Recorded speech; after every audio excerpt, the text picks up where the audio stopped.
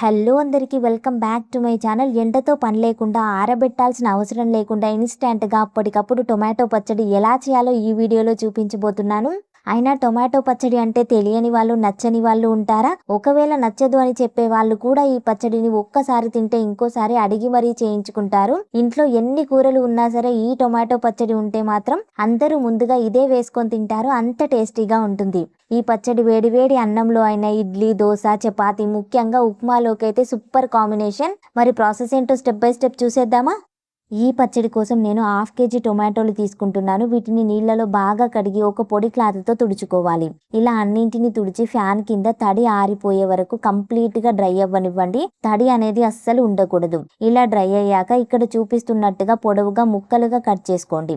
ఎప్పుడైనా పచ్చడి కోసం మంచి పండిన ఫ్రెష్ టొమాటోలు తీసుకోండి. ఫ్రిడ్జ్లో టొమాటోలతో పచ్చడి చేయకండి. చేస్తే పచ్చడి త్వరగా చెడిపోయే ఛాన్స్ ఉంటుంది. ఇక్కడ నేను 1/2 కేజీ టొమాటోలకి 50 గ్రాముల చింతపండు తీసుకుంటున్నాను.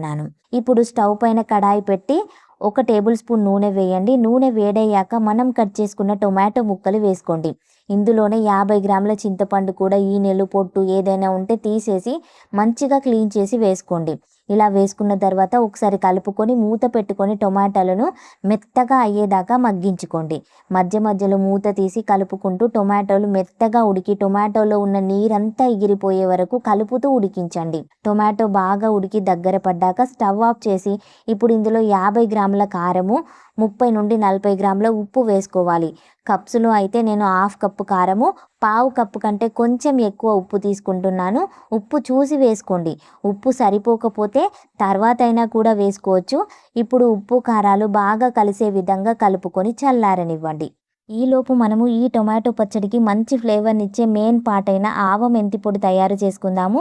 దీనికోసం ఒక ప్యాన్లోకి 1 స్పూన్ మెంతులు, 2 స్పూన్ల ఆవాలు, 1 స్పూన్ జీలకర్ర వేసి లో ఫ్లేమ్లో మాడకుండా ఫ్రై చేసుకోండి.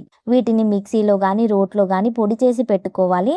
నేను రోట్లో చేసుకుంటున్నాను, ఎందుకంటే కొంచెమే తీసుకున్నా కదా మిక్సీలో నలగదని. చూడండి, నేనైతే ఇక్కడ చూపిస్తున్నట్టుగా ఒక చిన్న రోల్లో ఫైన్ పౌడర్లా చేసి పెట్టుకుంటున్నాను. ఈలోపు మన టొమాటో మిశ్రమం కూడా బాగా చల్లారిపోయింది. ఈ చల్లారిపోయిన మిశ్రమాన్ని మిక్సీ జార్లో వేసుకుంటున్నాను. దీంతో పాటు ఒక 10-15 పొట్టు తీసిన వెల్లుల్లి, అలాగే మనం పౌడర్ చేసుకున్న ఆవ మెంతి పొడి కూడా వేసుకొని మరీ స్మూత్ పేస్ట్ లా కాకుండా కొంచెం బరకగానే పేస్ట్ చేసుకోండి. ఇక్కడ చూపిస్తున్న విధంగా చేసుకుంటే సరిపోతుంది. ఈ టైంలో మీరు ఉప్పు కారాలు కూడా సరి చూసుకోండి. ఒకవేళ ఉప్పు కానీ కారం కానీ సరిపోలేదు అనుకుంటే మీరు ఈ టైంలో యాడ్ చేసుకోవచ్చు.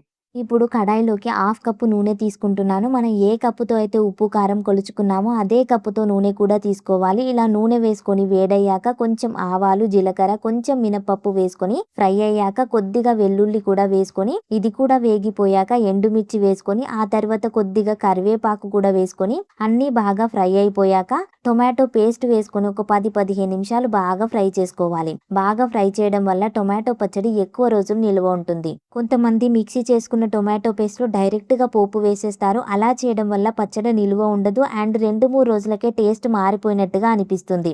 ఈ టొమాటో పచ్చడికి అసలైన రుచి దీన్ని నూనెలో ఫ్రై చేయడంలోనే ఉంటుంది. మొదట టొమాటో పేస్ట్ నూనెలు పీల్చినట్టుగా అనిపిస్తుంది, కానీ మనం ఫ్రై చేస్తున్న కొద్దీ మళ్ళీ ఆయిల్ బయటకు వదిలేస్తుంది, ప్యాన్ నుండి సపరేట్ అయిపోతుంది. మనకి చూస్తుంటే అర్థమైపోతుంది ఇది పర్ఫెక్ట్ కన్సిస్టెన్సీలోకి వచ్చిందా లేదా అనేది. చూడండి, ఆయిల్ సపరేట్ అయిపోయింది అండ్ ఇది కొంచెం కలర్ కూడా చేంజ్ అయింది.